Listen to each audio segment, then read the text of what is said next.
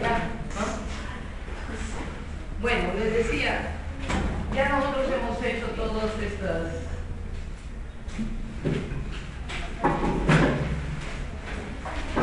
Aquí estamos. Esa es la clasificación de las obligaciones que, como vieron ustedes, ese día nomás ya así había llenado mi listado, ¿no? Que es bastante frondosa. Pero eso de hacer la clasificación y simplemente hablar contigo de la clase, no. Hemos querido conveniente tenerlo en cuenta basándonos en los elementos de la obligación. Por eso hemos dicho primero por su origen, hemos dicho obligaciones contractuales o convencionales y las legales. La clasificación, teniendo en cuenta sus elementos, por los sujetos, por el número de sujetos hemos dicho singulares, plurales. Se ve aquí, hay otro cuadrito, creo que lo he inventado, ¿verdad? Ahí está. Ese ya lo vimos, ¿verdad? Esto lo he extractado del cuadro anterior porque si no, no se visualiza. Para el tribunal. Este es por su objeto, donde estamos. Decíamos que podían, por su objeto, por la forma como debe ejecutarse la prestación. ¿Cómo puede ser? De forma positiva, de forma negativa. Positiva, estaban las obligaciones de edad, la diferencia es que yo lo hice así. ¿Ya? ¿Recuerdan? Las de edad podían ser de la bien incierto o de la bien incierto. Las positivas también pueden ser las de hacer, ¿recuerdan? Hacer, ejecutar, realizar un trabajo, un servicio, una obligación. Esas de hacer pueden ser de medios o de resultado o fungibles, infungibles. Ya hemos explicado también en qué consiste cada cual. Bien. Ahora, pasemos a ver la otra clasificación. Vamos a seguir el cuadro. Esto es por el número de prestaciones, o sea, por el número, digamos, de actitudes que debe realizar el deudor frente al acreedor, o también puede ser por el número de cosas, de bienes sobre los cuales puede recaer esa prestación o actitud del deudor. No es lo mismo que yo me comprometa a una persona a, por 5.000 soles, por ejemplo, darle un viaje turístico al Cusco de ida y vuelta, que más me comprometo a darle alimentación durante esos días, que más me comprometo a darle un hospedaje, ¿no?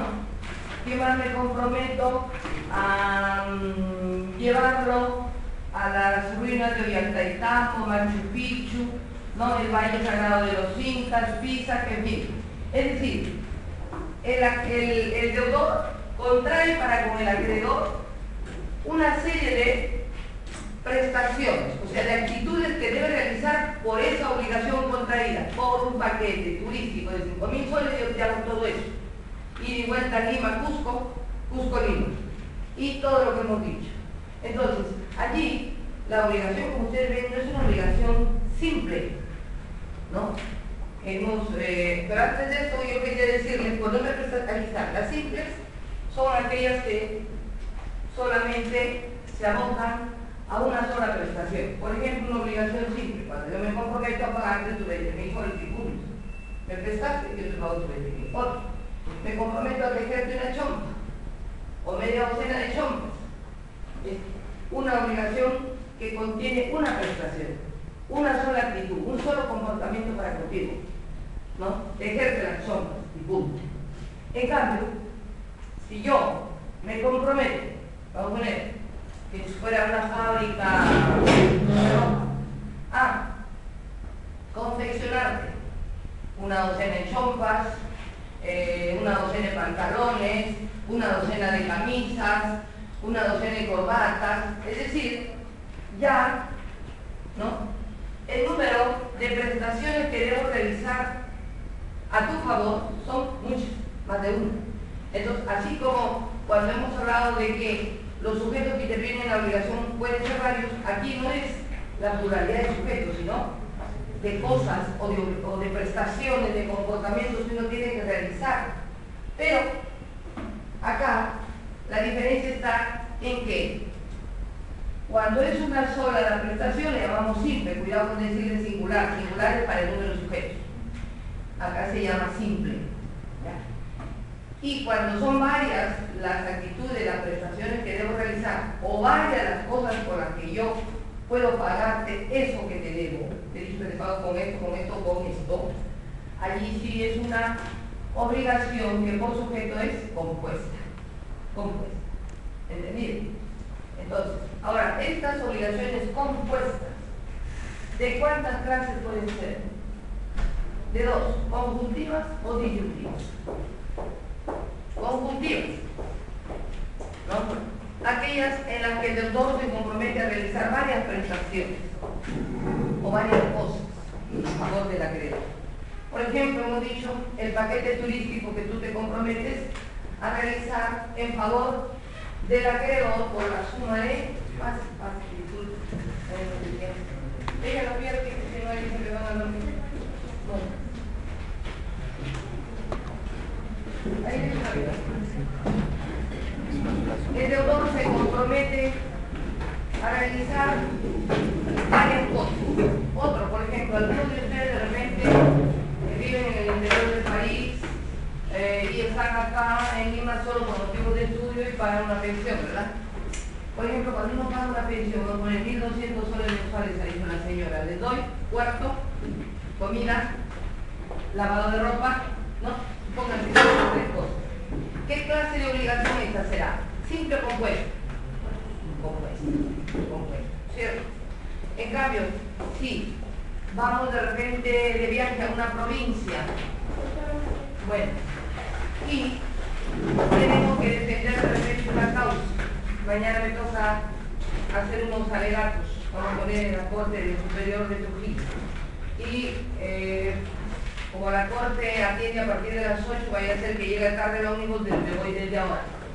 Pero yo no soy de allá, no tengo dónde dormir. ¿Qué hago? Alquilo un hotel, un hospedaje. Señor, una noche, ¿cuánto vale? 100. Simplemente me dan un hospedaje. ¿Qué obligación es esta?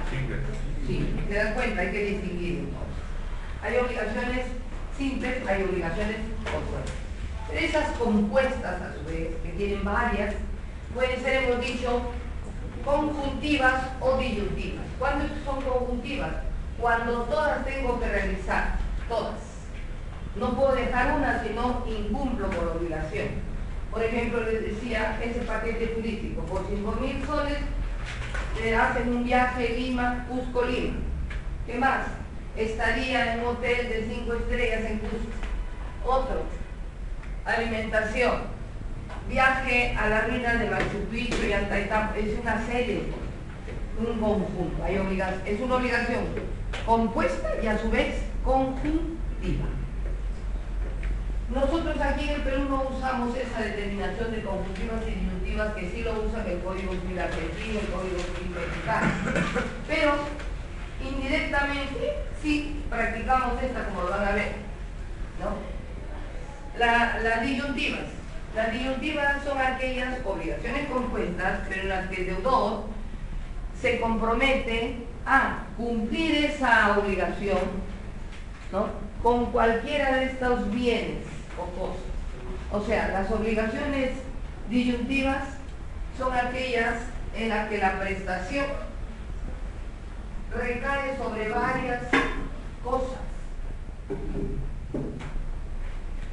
o sobre varias prestaciones, puede ser. Por ejemplo, una obligación disyuntiva, que ustedes a veces, sin querer, se obligan. Necesitan urgente 100 soles. Tu compañero de carpeta o tu compañera de carpeta te presta los 100 soles. Y te dice, ¿cuándo me pagas? El lunes. No te olvides, el lunes sin falta, sí, no te preocupes. Mira, yo te pago tus 100 soles. Entregándote, suponiendo, ¿no? Estos 3 códigos por 100 soles, o entregándote, vamos a poner, suponiendo que fuera una chica, ¿no? Que le gusta la moda, eso, o entregándote este maletín, ¿no? Bonito de colina, lo que sea, con cualquiera de estas dos. Es decir, que llegado el lunes, el deudor se compromete a pagar los 100 soles, o entregando el maletín, o entregando los 3 códigos. Pero, llegado el lunes, eso no quiere decir que lo entregan todo, sino de ese universo basta que elija uno, o esto o el otro, por eso se llama disyuntiva. Les decía que esta forma de clasificar las obligaciones no la tenemos nosotros. Nosotros tenemos la división en alternativas y facultativas, que no dejan de ser compuestas, como vamos a ver, ¿no? Entonces, sin embargo, estas obligaciones disyuntivas, a su vez, como ven, se clasifican en alternativas y facultativas. ¿Qué son las obligaciones alternativas? Las obligaciones alternativas son obligaciones compuestas, disyuntivas, en las cuales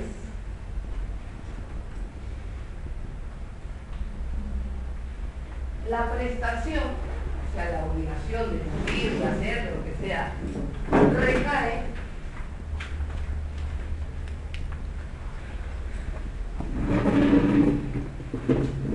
sobre varias cosas o varios bienes, de tal manera que basta que el deudor, el obligado, ejecute o elija una de ellas para que satisfaga la obligación. Es decir, para que la obligación quede pagada, saldada, cumplida, satisfecha.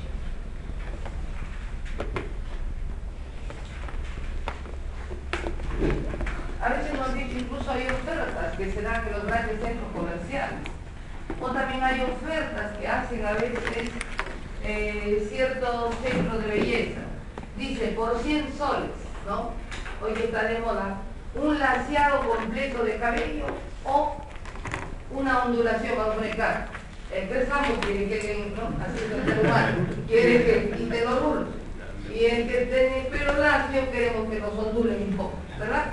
Pasa, ¿verdad? Sobre todo en la edad de ustedes, ¿no? Que estamos en la edad de la vanidad, y uno después, bueno, ya, o sea, ¿no? Pero cuando uno es muchacho quiere huir, estar lógico, y eso está bien, imagínense. Si desde jóvenes fuéramos de estudiar, ¿cómo llegaremos a viejos? Ya que no podemos ni mover la mano, ¿está bien? ¿No? Bien, entonces, ya entendimos de qué se trata la alternatividad. Las alternativas, estamos diciendo, son obligaciones compuestas, porque hay varias prestaciones o varias cosas, pero no son conjuntas, sino distintas, en las que la prestación, o sea, la actitud que tú debes cumplir de pagar de repente una suma de dinero recae sobre varias cosas, varios bienes por los cuales tú puedes pagar, o con este carro, con esta casa, o con esta moto, vamos a poner, con cualquiera de los tres. Llegado el día del pago, basta que utilizas una y entregues una para que la obligación quede saldada. El acreedor no se puede decir, no, tienes que entregarme todo. No, porque es distinto, con cualquiera de las tres que tengan más o menos precios iguales, ¿no? Bien. Las obligaciones facultativas también son obligaciones, a ver, de acuerdo con la clasificación que estamos haciendo ahí, compuestas, disyuntivas, en las que el objeto de la obligación, o sea, lo que se persigue en la obligación, que es que el deudor, ¿no?, cumpla con esa prestación, es decir, tenga una actitud positiva para conmigo, en este caso, es la que persigue que el objeto de la obligación o la prestación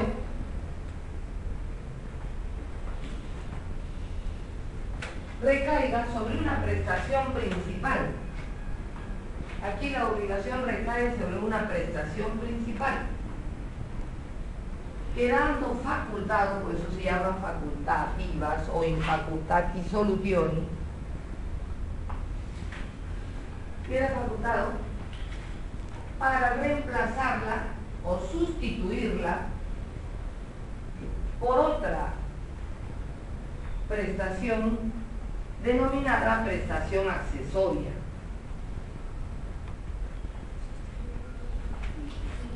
Por otra prestación accesoria. Supongamos, acá tenemos al sujeto A y acá al sujeto B.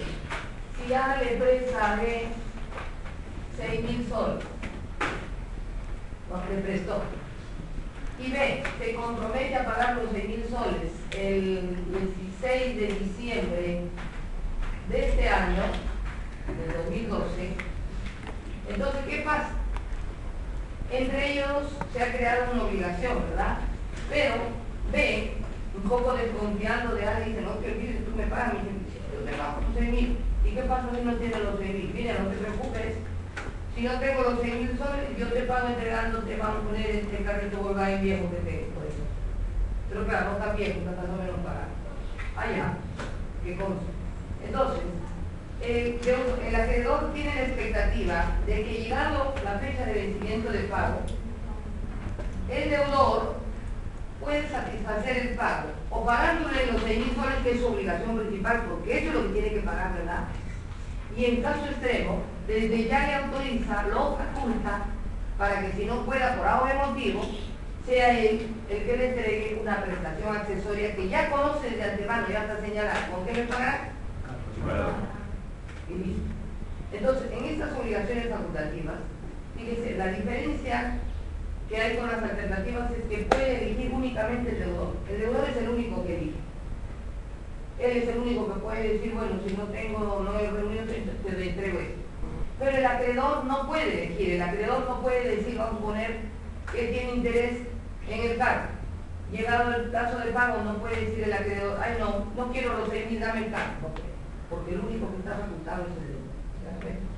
En cambio, las alternativas, puede elegir el deudor, puede elegir el acreedor, puede elegir un tercero, ¿no? Suponiendo ahora que se acerca, ya está la propaganda para Navidad, ¿no? Estamos ansiosos. Mañana dicen que morimos con el terremoto y ya está la Navidad. Bueno, como consuelo. Entonces, ¿qué pasa? Vamos a suponer que se avecina Navidad. Como es natural, todos de una u otra manera ya vamos pensando y diciendo, hay que comer. Vamos a suponer que alguien dice, no, ya estoy cansado de pavo, ese pavo y pollo me tiene, ¿no? Mejor sería un chanchito al horno. Pero claro, un chanchito no siempre tiene el peso ideal, digamos, yo quiero 3 kilos exactos, no va a tener. Yo voy a San Fernando el día que me dan mi ticket, porque la empresa de repente me ha dado, ¿no?, ese documento que acredita la obligación que tiene San Fernando de, llegado diciembre, entregarme el chanchito. Voy allá, pero, bueno, suponiendo que yo tuviera duda, yo no me vayan a dar un chancho triquinoso. Mejor que vaya mi cuñada que sabe de chanchos, que revise y diga y escoja.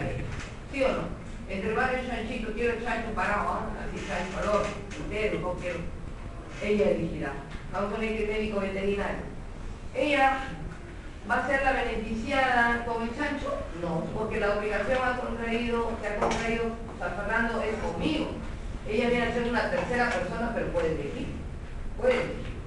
Incluso puede elegir el juez. Porque ¿qué pasa cuando estas discrepancias llegan a nivel, digamos, ya extremo de que no se entiende?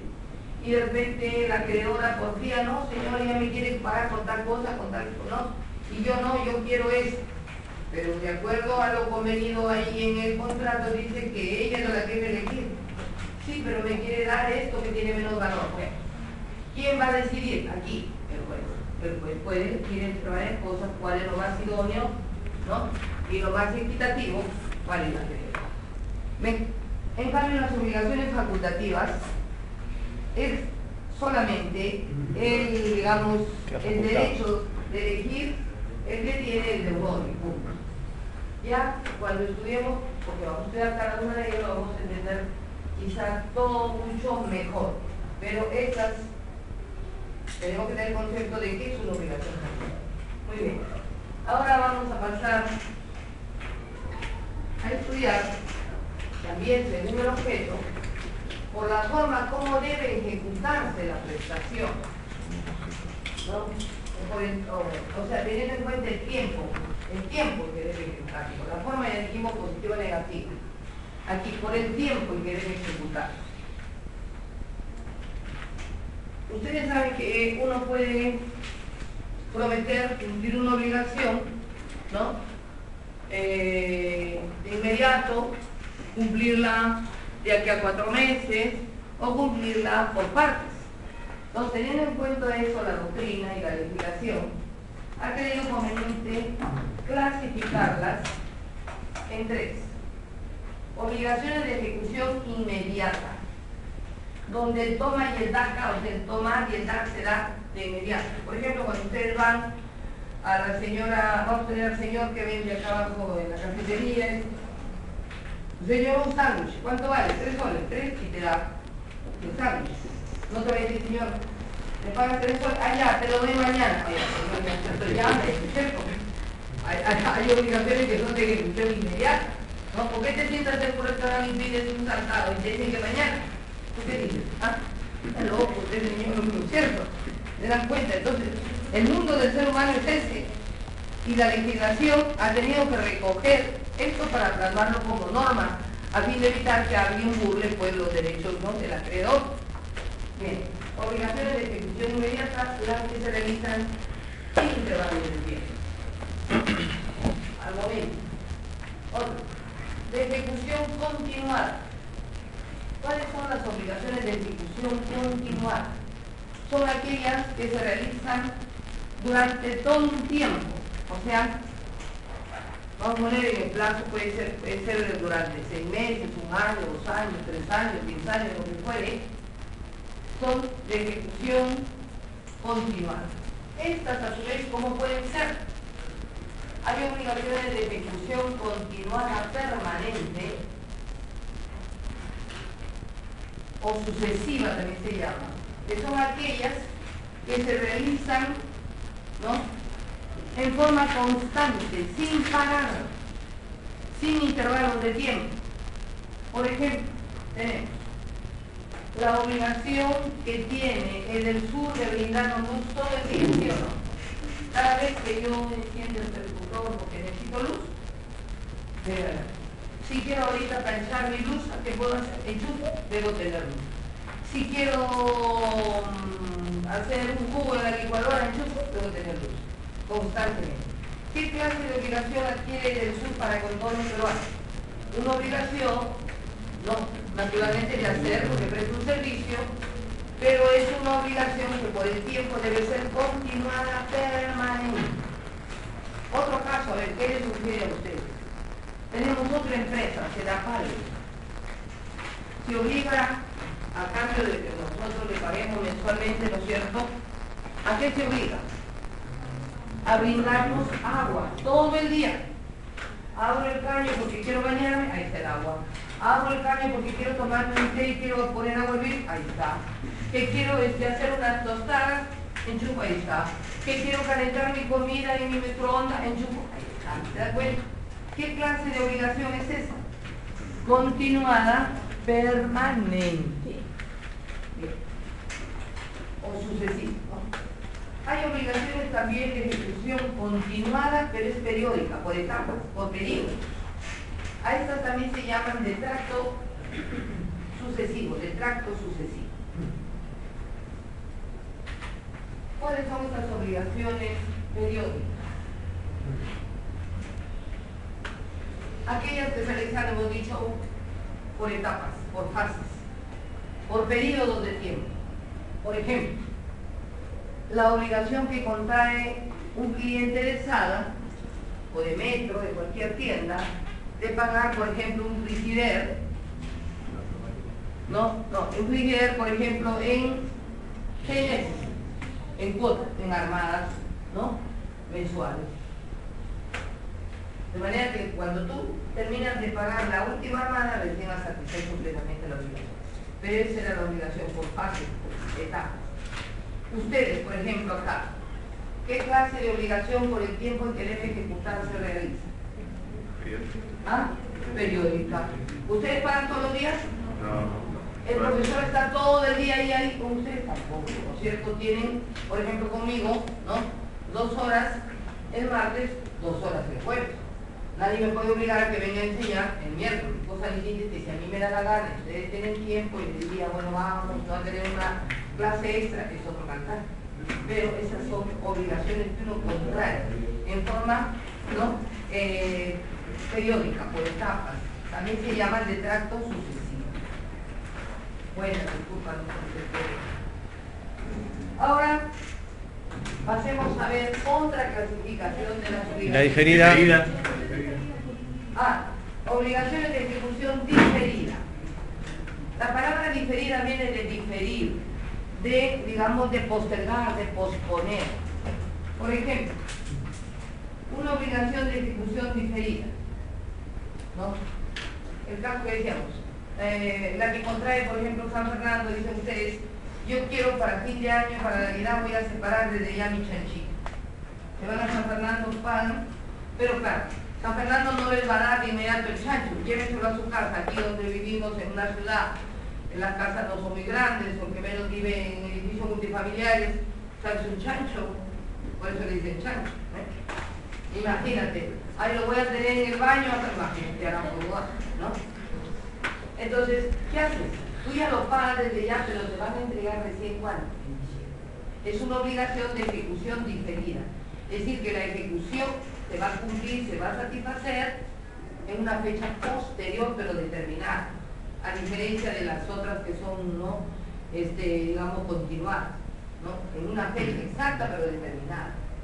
Otra, una obligación diferida. Por ejemplo, cuando tú eres una persona aficionada a los carros y ya fueras un profesional y dices, no, siempre desde niño soñé tener mi carro, a poner, tenerme un... ¿Qué marca posee el carro? Bueno, a mi hijo le... ¿Ah? No, hay marcas, no me acuerdo. A mi hijo le encantan los carros, no sé qué marcas de carro me habla. Ya. No, ¿qué Mercedes me dices? No, bueno, suponiendo que quieras un Mercedes, no para correr, sino siempre dijiste, el día que yo me compro un Mercedes-Benz. Pero como ahorita justo te han dado tu CTS, ¿no? Y sabes tú que para diciembre acostumbran las grandes empresas a hacer pedidos, ¿no es cierto? Porque hacen motor show y todo eso, desde ya separas tu carro, porque solo traen uno al Perú. Bueno, entonces vas a una empresa, vamos a poner Ferreiros, y pagas 150.000 por tu Mercedes, 180.000, ¿cuánto vale? No, hay carros que valen más de, ¿no? de 1 millón de soles. Hay gente que los manos hacen para los reyes, para los árabes. Bueno, entonces,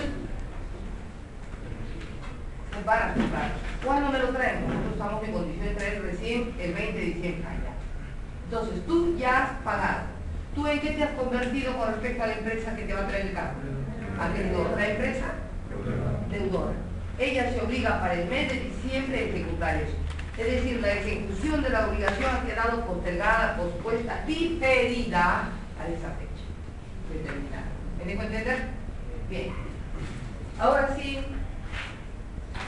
entonces la clasificación general, repito, de las obligaciones por el tiempo que deben ser ejecutadas pueden ser de ejecución inmediata, de ejecución periódica y de ejecución diferida. Y a las otras son subdivisiones. Ahora vamos a estudiar la clasificación de las obligaciones teniendo en cuenta la naturaleza de la prestación.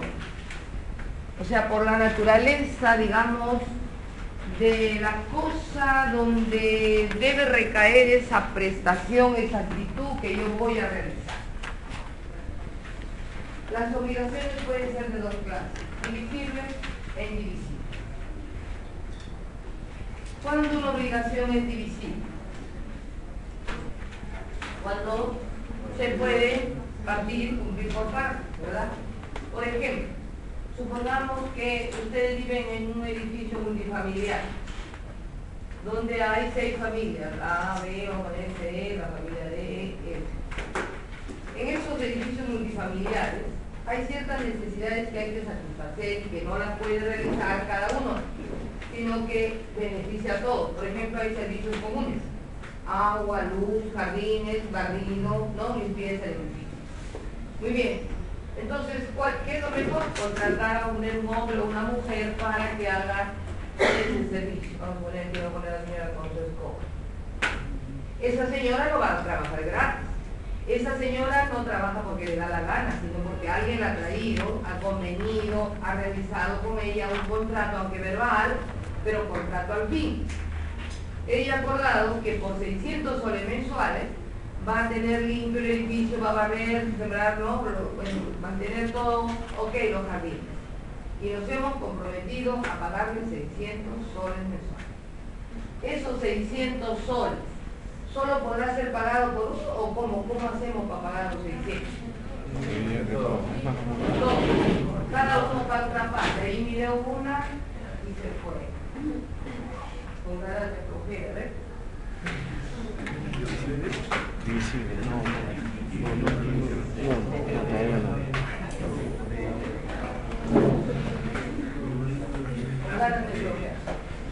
No sé si será por una de saquito de cuadrito. ¿Será aquí o será pensar con los o el niño de curioso? Entonces, las obligaciones divisibles, fíjense, como ustedes pueden apreciar, son obligaciones plurales, porque concurren varios deudores o varios acreedores frente a una misma prestación, frente a una misma actitud que hay que realizar de pagar, por ejemplo, ¿no? A un acreedor, cada fin de mes, la señora que ya barrió todo el mes, ¿en qué se convierte? Acreedora, nosotros, deudores. ¿Cómo nos liberamos de ella? Pagando. ¿Y quién paga? ¿Cómo se paga? A prorrata. No, la cuota parte, como dicen los argentinos. Cada uno paga su cuota. De tal manera que si ya paga sus 100 soles, ¿qué pasa con la obligación que tenía para con la señora? Con él se extingue, claro, con él sí. Pero eso no quiere decir que extinga la de los otros. Solo cada uno de ellos tiene que pagar lo suyo, ¿cierto? Otra parte. Y así, solo así se cumple con la obligación.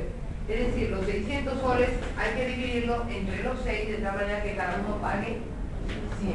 Las obligaciones mancomunadas, entonces, perdón, divisibles. en este caso, o divisibles, porque se aplican las mismas reglas, como ya vamos a ver, ¿no? Son aquellas en las cuales el objeto de la obligación recae sobre una prestación, pero que se puede dividir, que se puede fraccionar, que se puede cumplir por partes, sin que por eso pues los 600 soles dejen de ser 600, ¿verdad? Si lo pagamos, decir en 100, bueno, eso es. En cambio, ¿qué son las obligaciones indivisibles? Las obligaciones indivisibles son también obligaciones plurales, múltiples, en las que el objeto de la obligación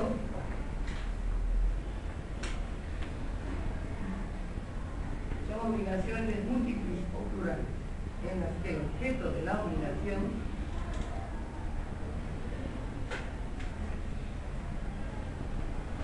recae sobre un bien. O sea, lo que yo percibo a través de esa obligación, que es que, por ejemplo, me entregues, ¿no?, algo, puede ser un carro, lo que sea, recae sobre un bien que, dada su naturaleza, no permite dividirse, no permite fraccionarse, ¿vale? No permite cumplirse por partes.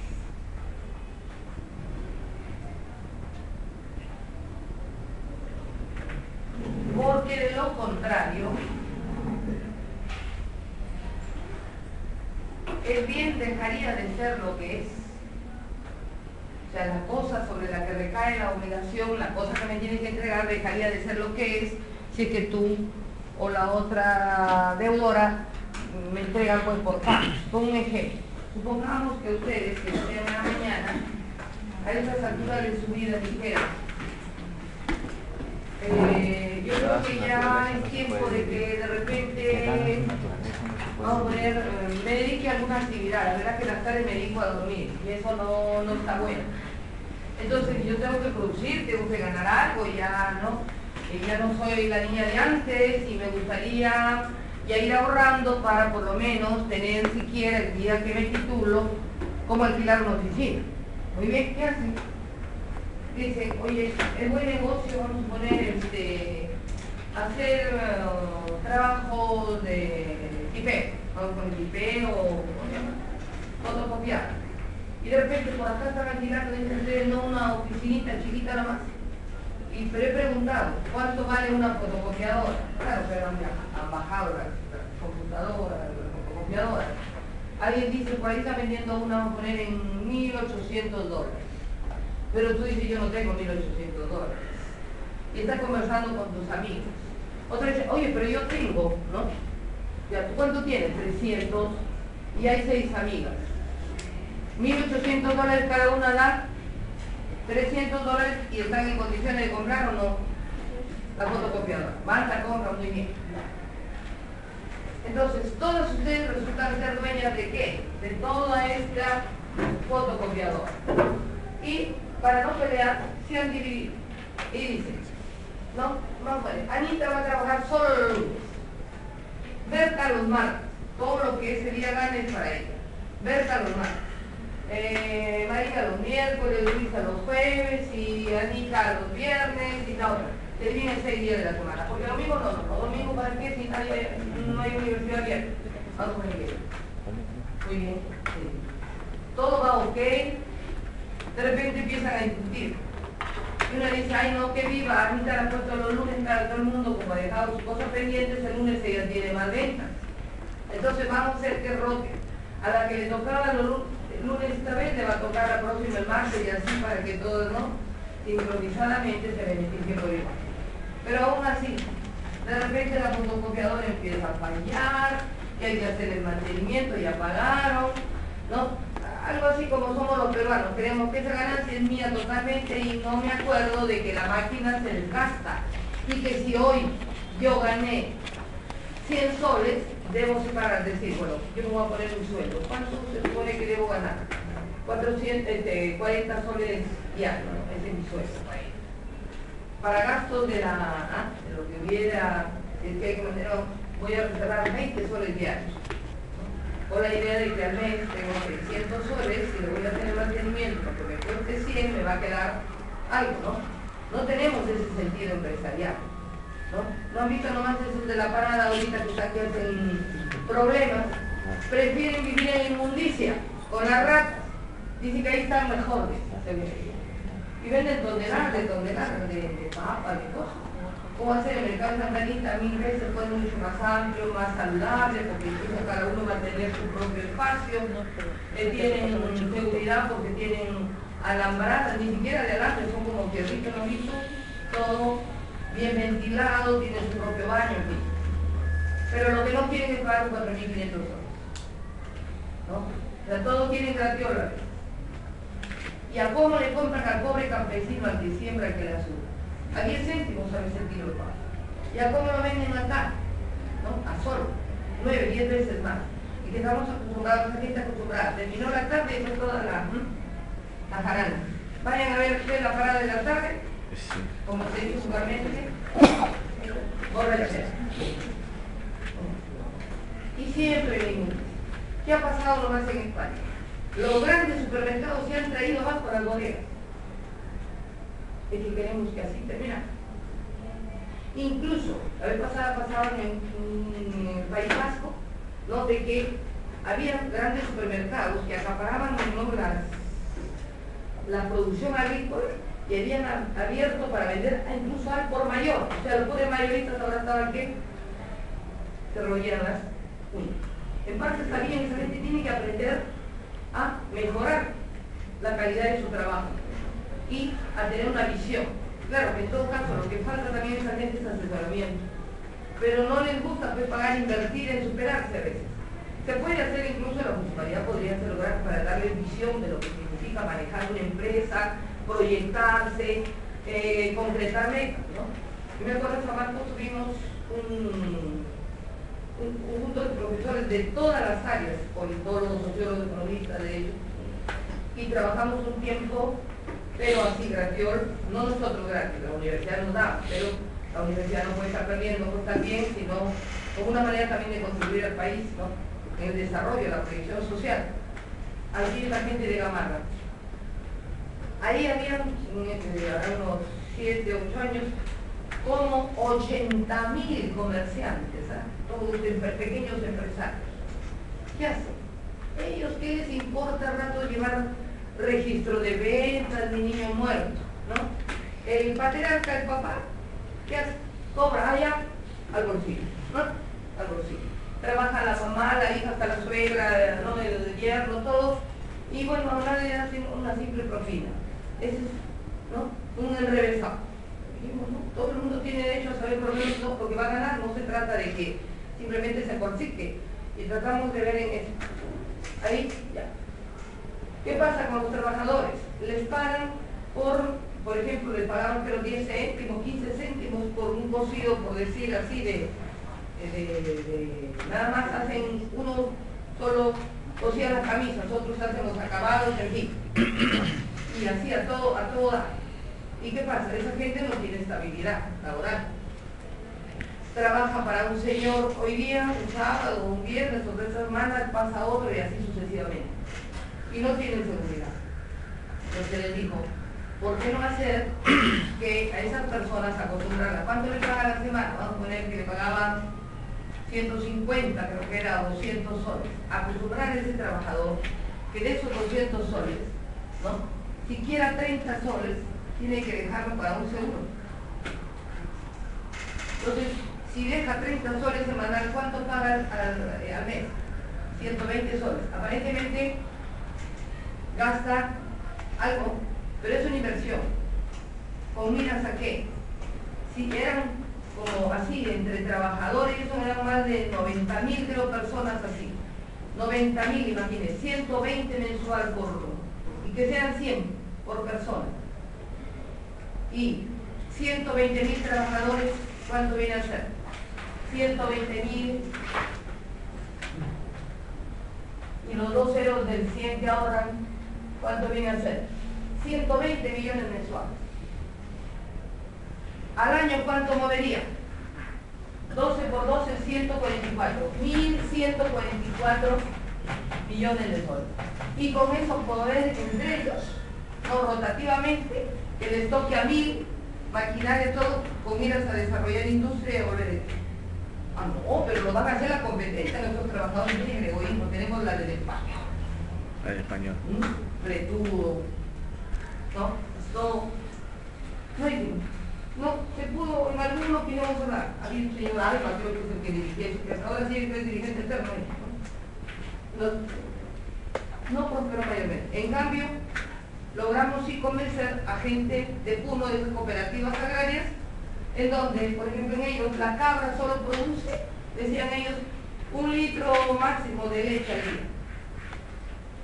Unas cabras de la Coruña española producen 4 litros de leche al día. Y es la mejor leche porque es la que más se parece a la leche humana, a la leche materna, ¿no? Bueno, algo se hizo por ahí, algo se hizo por viuda. Pero cuando dijeron para hacer cursos y poderles, ¿no? Ay, la gente no quiere invertir. No quiere invertir, ¿no? Tenemos una pésima idiosincrasia.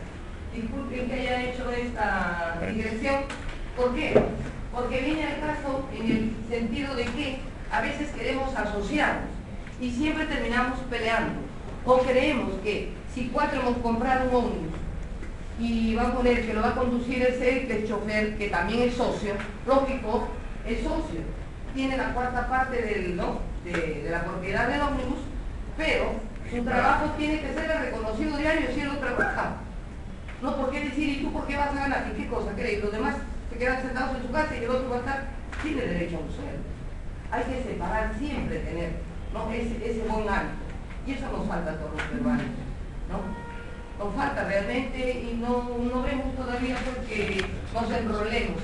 Si digo esto porque de repente si a alguien le toca trabajar en órganos decisivos de gobierno, se puede hacer muchísimo por nuestro país, sobre todo inventar conductas.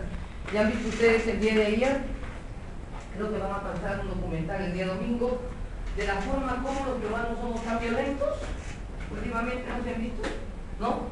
El tratamiento, hace falta terapia para superar una serie de enfermedades mentales que tenemos.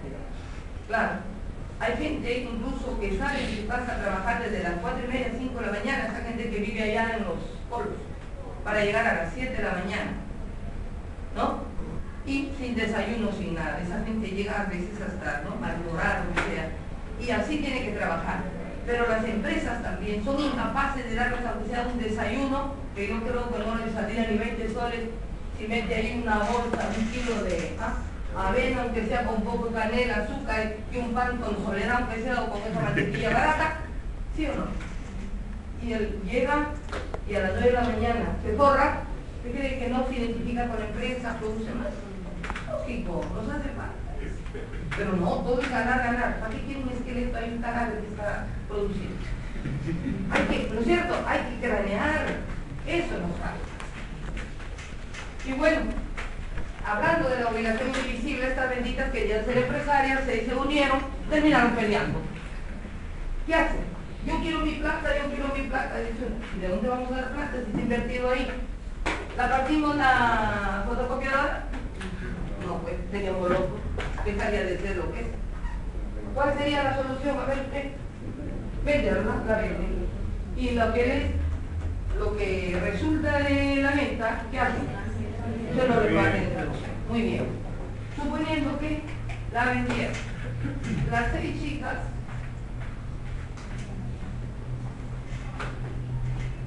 dice 7, ¿no? 6, 4, 6. Agarra y vende la fotocopiadora, vamos a poner a Sergio, que lo compra. Claro, les ha dado simplemente 1.200, vamos a poner soles. Cada una, bueno, ya, recibió lo suyo. Pero, ellas le han dicho, como Sergio no es de acá y tiene que venir a llevarlo, que el próximo sábado va a entregar, le entregamos con su mantenimiento, todo, ok, muy bien. Llega el próximo sábado y viene Sergio a reclamar. Pero no están, por ejemplo, ellas. Pero está acá Anita. ¿Podría Sergio exigirle a Anita que le entregue toda la fotocopiadora, sí o no? No. ¿No? ¿Por qué? No. ¿Qué dicen? A ver, ¿quién le dice sí, quién le dice no? Yo digo que no. ¿Por qué no? Porque el compromiso está relacionado a todas las personas. Ya, entonces, vamos a poner a Anita y dice, ¿sabes qué? Te entregaré la sexta parte, pues yo creo que soy dueña por lo menos de la tapa para acá.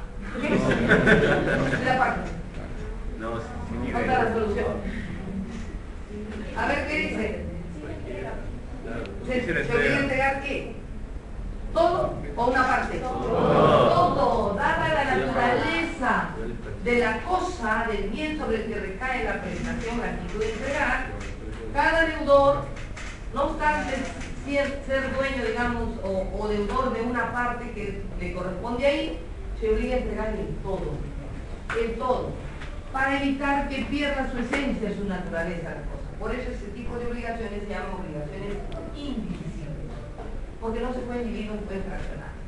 Y ojo, para que una obligación sea indivisible, además de que la cosa, que la naturaleza del bien no permita dividirse, se requiere que haya pluralidad de sujetos, acreedores o deudores frente a esa misma prestación. Porque de lo contrario no podemos decir que es una obligación indivisible. Por ejemplo, no podríamos decir que una obligación es indivisible porque, por ejemplo, vamos a poner que ella me hubiera prestado su vincha que tiene ahorita. Y yo le digo, ¿sabes qué? Mañana te la devuelvo. Y llega mañana y ella me pide la vincha. Y yo le diga, no, te voy a dar la mitad de la vincha. ¿Te puedo dar la mitad? Ya no tendría razón de ser. No tiene razón de ser, pero eso no la hace indivisible a la obligación. Simplemente es una obligación de dar cualquiera. Lo que hace indivisible la obligación y donde se cree el problema es ese justamente. Cuando varios son, los acreedores o varios son los deudores, de forma tal que frente a esa cosa, ¿cómo hacemos? O la partimos, o la entregamos íntegra para que no pierda su esencia. ¿Cuál es la solución? Entregarla íntegra. Con cargo naturalmente el que entregó el bien a exigirle al acreedor que le entregue el documento donde aparezca que ya cumplió con todo, porque con ese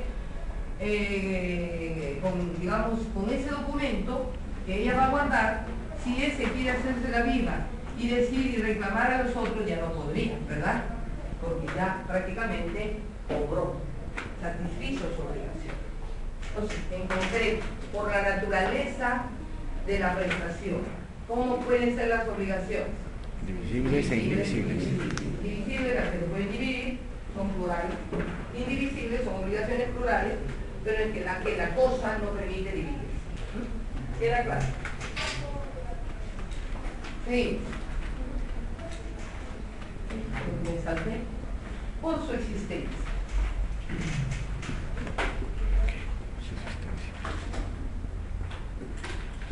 O sea, según el objeto, por su existencia, según lo que se percibe.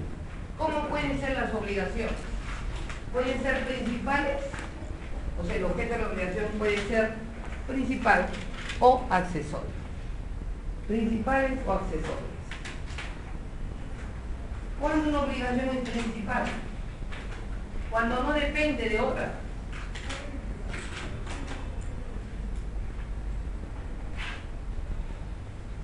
Para poder existir. Por ejemplo, vamos a poner que Manuel quiere un préstamo al BCP y el BCP le presta 30.000 soles, pero le exige que le deje una garantía mobiliaria y él deja de repente, o hipotecaria, él deja en garantía un mini departamento que tiene acá en Jesús María. Pero ¿qué clase de garantía será eso? Cuando tú le ofreces al BCP que no desconfíe, que los 30.000 soles le vas a devolver en tal fecha, e incluso dejas en garantía, ¿qué te pide el banco? El banco no suelta prendas sino deja garantía. Sobre los bienes inmuebles les ha llevado derechos reales. ¿Qué clase de garantías se pueden incluir? Si dejas una casa, ¿cómo la dejas para asegurar el proyecto?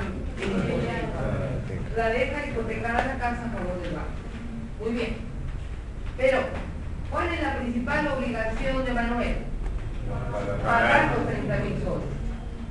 ¿Y cuál es la obligación accesoria que tiene para asegurarle de que de todas maneras pagará y que si no paga se otorgar la garantía?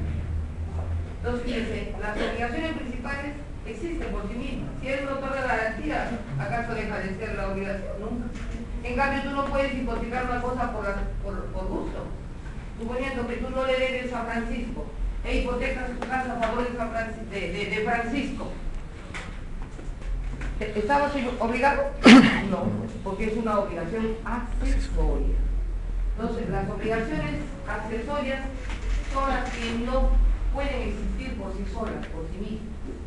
Necesitan de otra obligación para poder existir.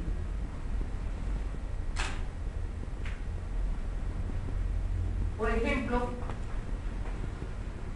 las obligaciones de garantía, que pueden ser hipotecaria, mobiliaria, ¿no? O la anticresis. ¿Recuerdan? Estudió usted la anticresis. Que también recae sobre inmuebles, pero la diferencia con la hipoteca, ¿en qué está? En que yo puedo hipotecar mi casa y puedo seguir viviendo en ella, no hay desplazamiento de bien, ¿recuerdan? En cambio, la anticresis sí tengo que entregarla al acreedor para que él, con eso, con los arriendos, con lo que sea, se pueda cobrar, ¿no? La ley. Muy bien. Entonces, por su existencia, las obligaciones pueden ser, no sé, miren, principales y accesorias. Principales, las que pueden existir por sí mismas, no necesitan de otras. Y accesorias, las que requieren que haya una obligación principal para que exista la accesoria, en el lugar. Ahora, otra clasificación de las obligaciones. Como ven, es una clasificación bastante ampulosa, ¿no? Pero que nos permite tener más o menos una idea, ¿no?, de la forma como se clasifican las obligaciones y a efecto de que cuando hable y desarrolle el resto del curso, ustedes más o menos ya la pagan, ¿no? Cuando hablo de indivisible, ya mismo, ¿no? Se les iluminan los poquitos, ya, es esto, ¿no? Sin perjuicio de que la vamos a tratar con más detenimiento para ver. Por el vínculo jurídico, o sea, según el lazo que nos une entre acreedor y deudor, y que puede ser un contrato, puede ser la ley, ¿no? O también hay obligaciones que están desprovistas de acción. Ya lo vamos a ver. Por el vínculo jurídico tenemos las obligaciones, pueden ser de dos clases: naturales y civiles o legales. ¿Qué son las obligaciones naturales? Las obligaciones naturales, como ustedes lo van a ver y ahí lo tienen en su lectura, en esa que les estoy dejando de Horacio Chauci, son aquellas que están desprovistas de acción, ¿no? Es decir, que no existen mecanismos legales, medios procedimentales capaz de hacerlas valer, de hacerlas ejecutar.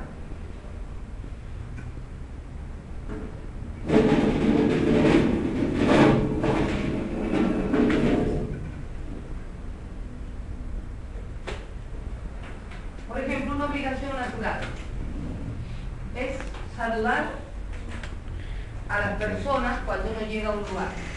Puede ser que yo no conozca a nadie, llego a una tienda, a un centro comercial, a un médico, a un laboratorio, siempre lo primero que digo, buenos días. No conozco, no voy a decir buenos días, señorita, buenos días, algo, ¿no? Buenos días, ya conozco, buenos días, una leña. Son reglas de educación. Ahora, ¿qué pasa si soy medio borriquita y entro y no digo ni nada, ni ya? Y cada vez que vengo, ¿no? Mal educar, ¿no? Máximo dirá la gente, mereceré la censura de todo, la crítica, pero ¿será capaces ellas de poder exigirme judicialmente que cuando entre los salude? No hay mecanismo legal. Igual, hay gente que la invitan a una fiesta, a un colegio, que ustedes han visto, hay gente muy decorosa, ¿no? Respetuosa, decente, muy bien, como hay otros que llegan y creen que le pasan a poner los bocaditos y comen pues a los cachetes imposibles de volumen. ¿No? Qué feo se ve, ¿no es cierto? La dueña de casa, a este comelón, podrá enjuiciar y decir, oiga, lo invité a mi casa y se comió casi todo. No hay mecanismo de nada. ¿Qué tipo de obligación es esa que se refiere a las normas de conducta social que debemos observar? Es una obligación natural, ¿cierto? Por respeto, por decoro a los demás. Lo mismo, hay gente que agarra eructa y de educar. O alguien que estornuda, tose, ¿no? Desde chiquitos nos han enseñado, ¿verdad? Que si vamos a una fiesta, siempre no la primera fiestita infantil que vamos, ¿no? Y el niño cree que, uy, quiere todo, hasta llora porque le den todos los chocolates. La mamá, ¿no? O incluso les advierte antes de ir, se coge uno. Ya si te dicen otro, pasa otra nota, puedes coger, pero uno, ¿no? Pero hay gente que no va, y esas son normas de conducta social, nada más. Otro, ir a misa todos los domingos y fiestas de guardar para los católicos. ¿Al señor cura se le ocurrirá mandarme presa porque no fui a misa? No, ¿cierto?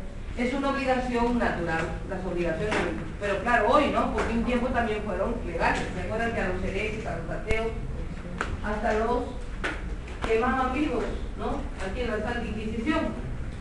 Pero bueno, las obligaciones también se adecúan a los tiempos, desde luego que sí. Pero de modo general podemos decir que hay obligaciones naturales y hay obligaciones civiles o legales, civiles o legales. Las obligaciones naturales, hemos dicho, están desprovistas de acción. Ejemplo, las normas de conducta social, los deberes religiosos,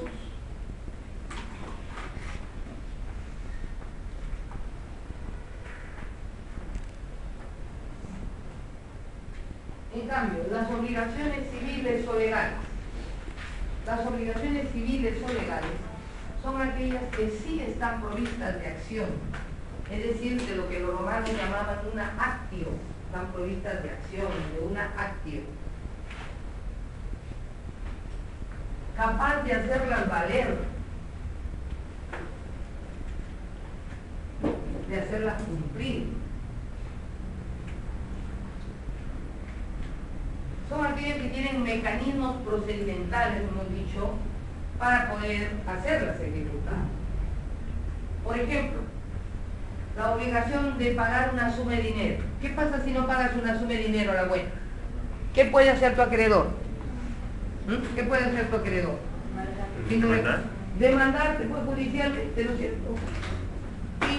te obliga o no a pagar. Incluso la ley permite de que si, saliendo la sentencia, se declara fundada la demanda,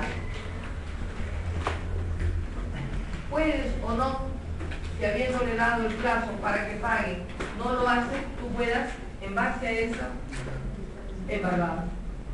Si a pesar de estar embargado no paga, remata los bienes, ¿no? Y recuperas el dinero que te debe. Así de fácil. En cambio, lo otro no hay. No hay.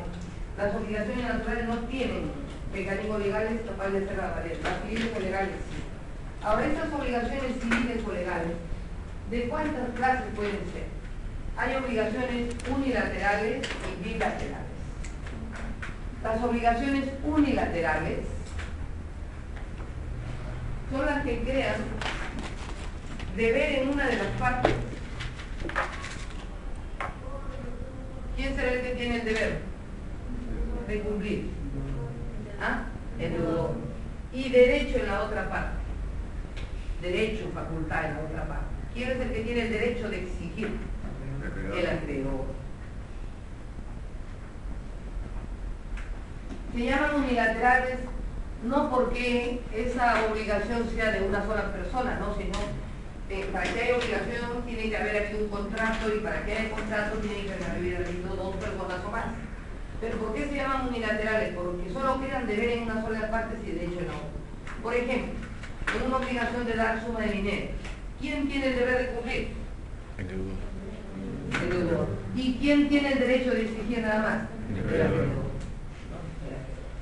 Ahora, las obligaciones bilaterales.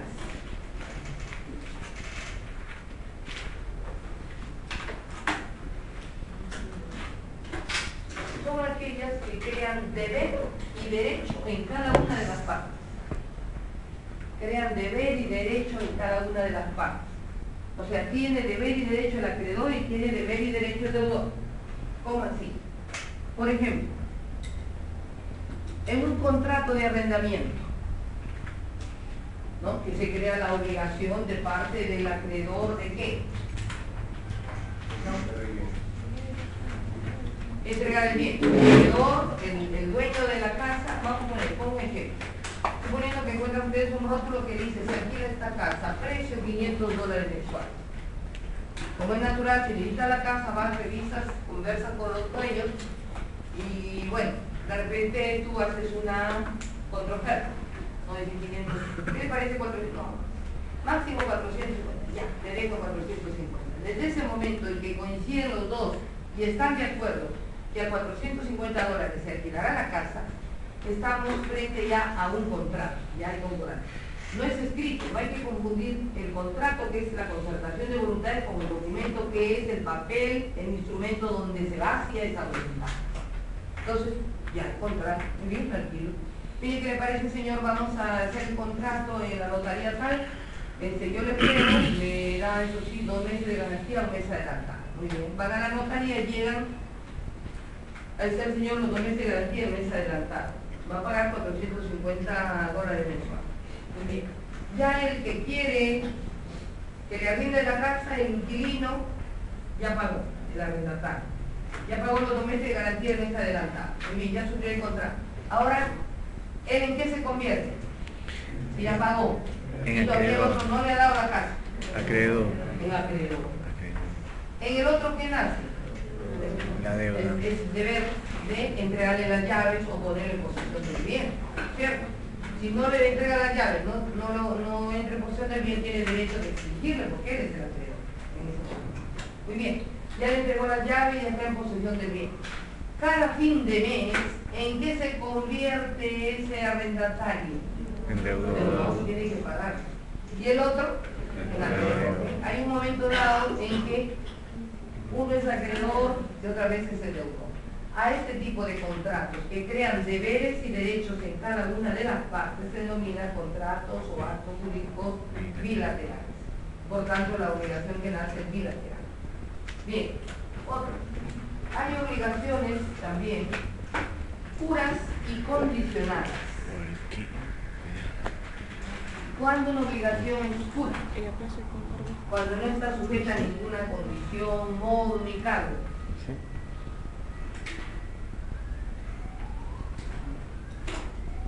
antes de las de plazo, no importa. Que son puras. Cuando no están sujetas a condición, ni modo ni cargo. Una obligación pura, por ejemplo, la que encontré a una persona que va y dice, señor, quiero un código civil, vamos a ponerle, ¿cuánto cuesta? De Gaceta, 50 soles, ya. Una obligación pura y simple. Te da el toma el DACA de inmediato y no hay problema. En cambio, cuando una obligación es condicional, cuando está sujeta a una condición, recuerdan ustedes han estudiado en el acto jurídico, cuando está sujeta a condición. ¿Y qué es la condición? ¿Recuerdan? La condición es el hecho, el evento, el acontecimiento futuro e incierto. Es el hecho, el acontecimiento futuro e incierto a que queda sujeta a una obligación.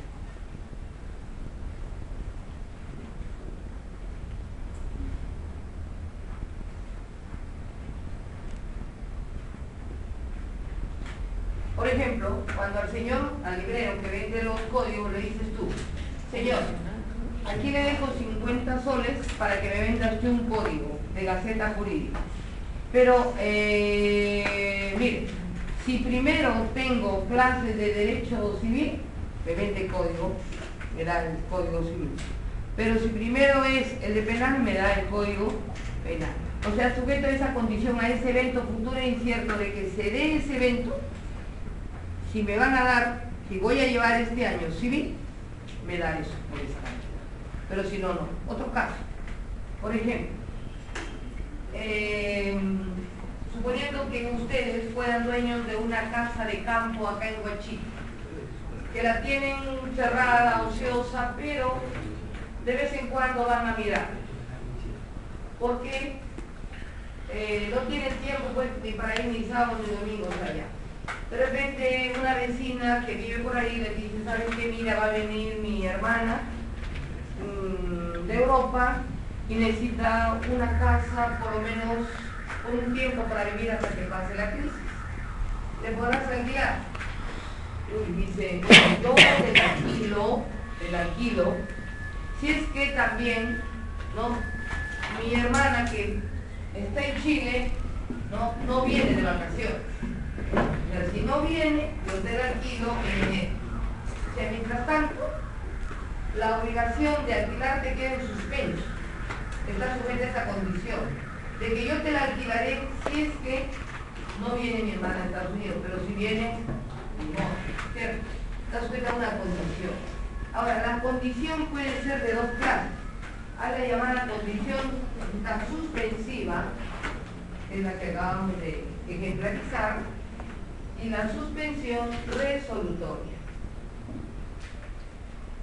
Cuando hablamos de condición suspensiva, cuando la obligación no se ejecuta, no se ejecutará hasta que no se dé la condición.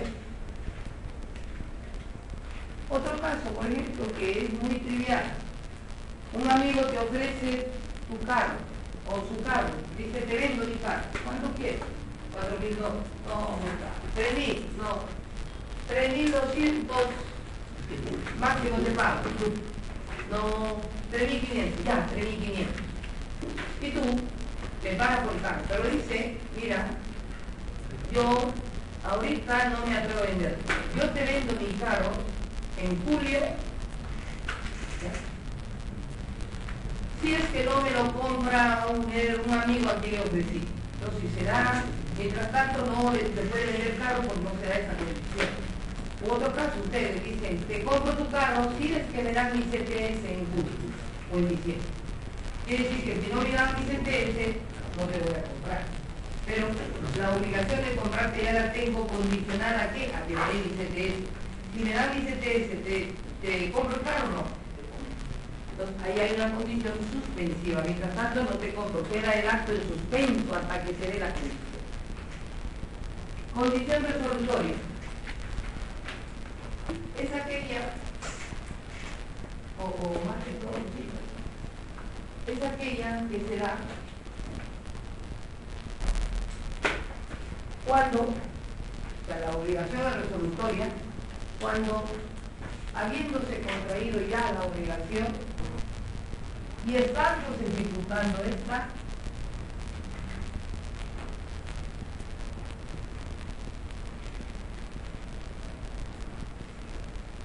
solo dejará de ejecutarse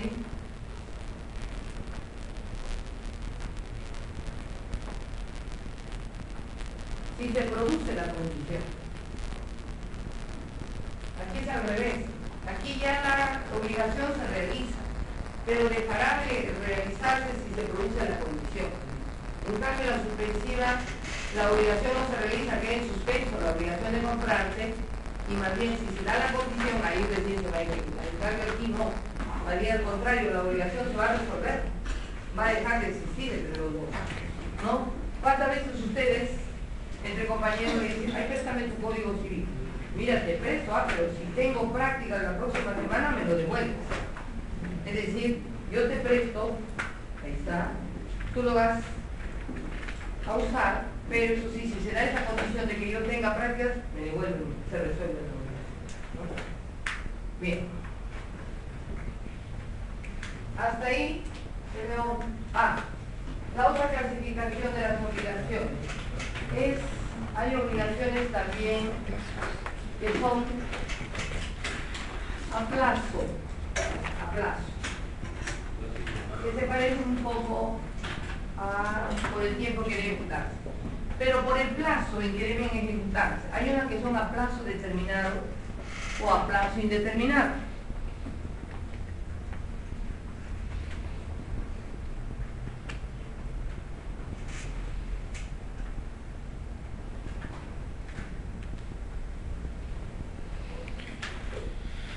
Hay obligaciones que se contraen para pagar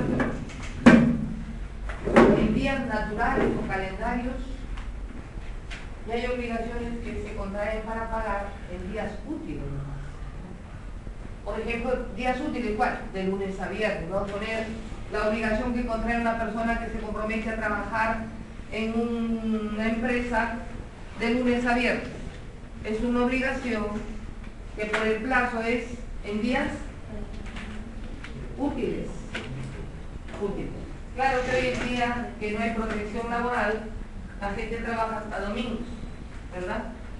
Incluso en el Poder Judicial, en el Palacio de Justicia, donde a veces reina la mala justicia, hay gente que veo que salen, bueno, sobre todo en los bonos, veo que salen 7, 8, 9 de la noche, ¿cuánto? Y entraban a las 8, más de 12 horas trabajando, ¿no? Así una semi-esclavitud. Y tienen todavía, como tengo pendiente, todavía desde su casa están enchufados ahí en la computadora y siguen trabajando, ¿no? ¿Así es? Bueno, entonces, las obligaciones a plazo, puede ser a plazo fijo o determinado. Cuando yo me comprometo a dar clases por 3 meses, punto, ¿no? A plazo indeterminado, cuando alguien se compromete, por ejemplo, a de repente alquilar una casa y no han puesto por qué tiempo, simplemente alquila la casa, se entiende que plazo indeterminado, pero eso no quiere decir pues que va a ser eterno, porque en un momento dado, si el dueño de la casa la necesita y le hace una notificación, un preaviso notarial que le da 15 días de plazo para que desocupe el inmueble, bueno, pues ya está avisado, a más tardar tal fecha ya se convirtió en determinado. Y a días naturales o días calendarios, cuando por ejemplo le prestas a una persona por una semana, dice tu plan. ¿La semana cuántos días tiene? 7. Si es una semana, 7 días, ¿ingresará ahí también para contabilizarse los sábados y domingos o los feriados? Claro que sí. Por un mes, ¿cuántos días tiene el mes? 31. 30 días. Ahí no descuenta los días feriados, ¿no es cierto? Los días no laborables. Tú tienes que pagar dentro de un mes, ya sabes que el mes tiene 30 días y tú tienes que pagar a fin de mes tu plan. Okay. Obligaciones con cargo. Las obligaciones con cargo, aquellas que están sujetas a un gravamen, a una imposición por parte del acreedor.